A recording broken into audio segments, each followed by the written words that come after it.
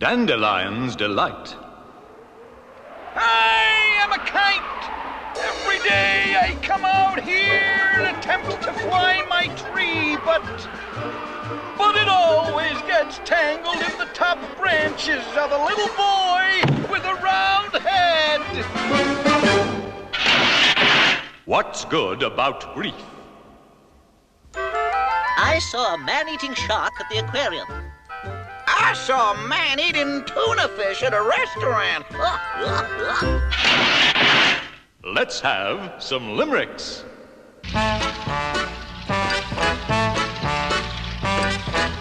There was an old person of Italy who could not abide to write quickly. So he rode to Karnak on a tortoise's back, that moony old person of Italy. So he rode to Karnak on a tortoise's back, that moony old person of Italy. There was an old person of Crowell who lived in the nest with an owl. When they screamed in the nest, he screamed out with the rest. That depressing old person in Crowell. When they screamed in the nest, he screamed out with the rest. That depressing old person in Crowell. There was an old man of Blackheath whose head was adorned with a big wreath made of lobsters and spice, pickled onions and mice, that uncommon old man of Blackheath. Made of lobsters and spice, pickled onions and mice, that uncommon old man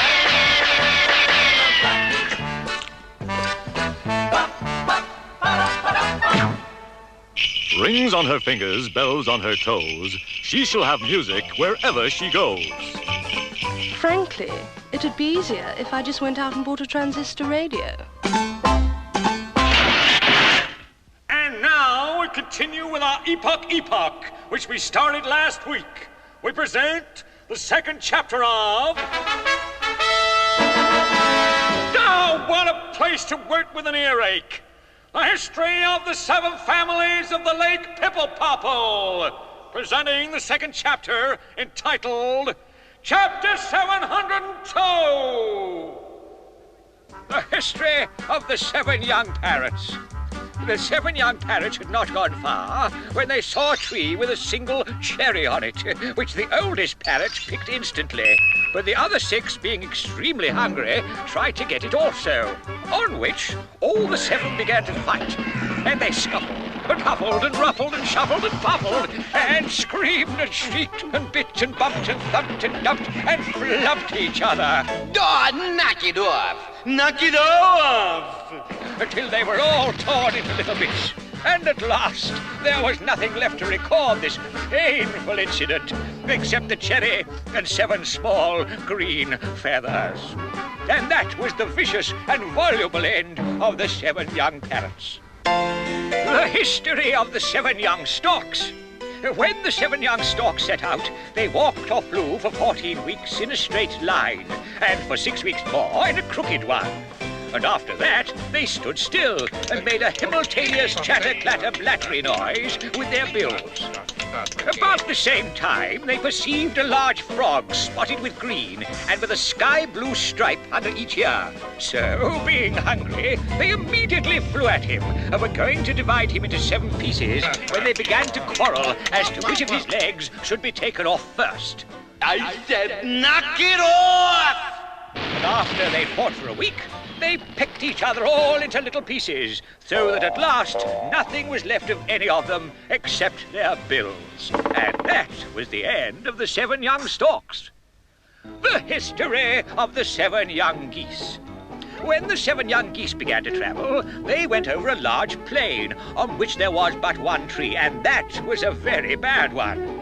Presently, they perceived a long way off an object of the most interesting and obese appearance, having a perfectly round body, exactly resembling a boiled plum pudding, with 2 little wings and a beak and 3 feathers growing out of his head, and only 1 leg. So, after a time, all the 7 young geese said to each other, "Beyond all doubt, this beast must be a plum pudding flea."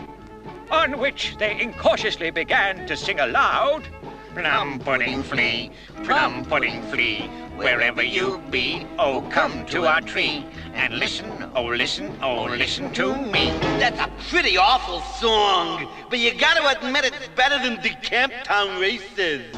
And no sooner had they sung this verse than the plum pudding flea began to hop and skip on his one leg with the most dreadful velocity, and came straight to the tree, where he stopped and looked about him in a vacant and voluminous manner.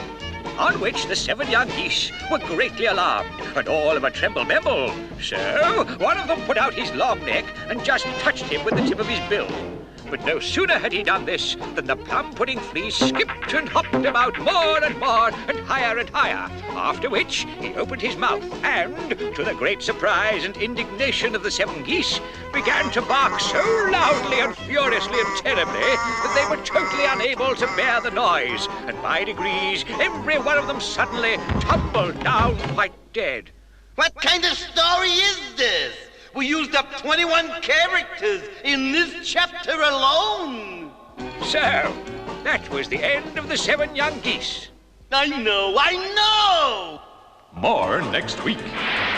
Oh, for pity's sake, no more of that. Let's have a blackout and a commercial. Anything.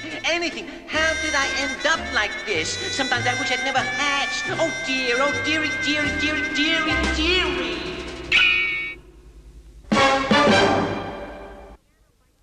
I can play piano by ear. What's so great about that? Watch. Do you know that's amazing?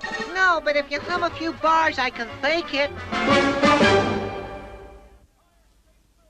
The Empire State Building.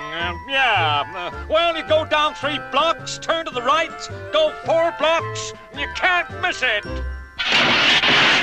Wash behind your knuckles. What wallows in the mud, snorts, and carries brightly colored eggs? An Easter pig. Cooking lesson. Today we have a double treat for you. We will learn how to make angel food cake and devil food cake.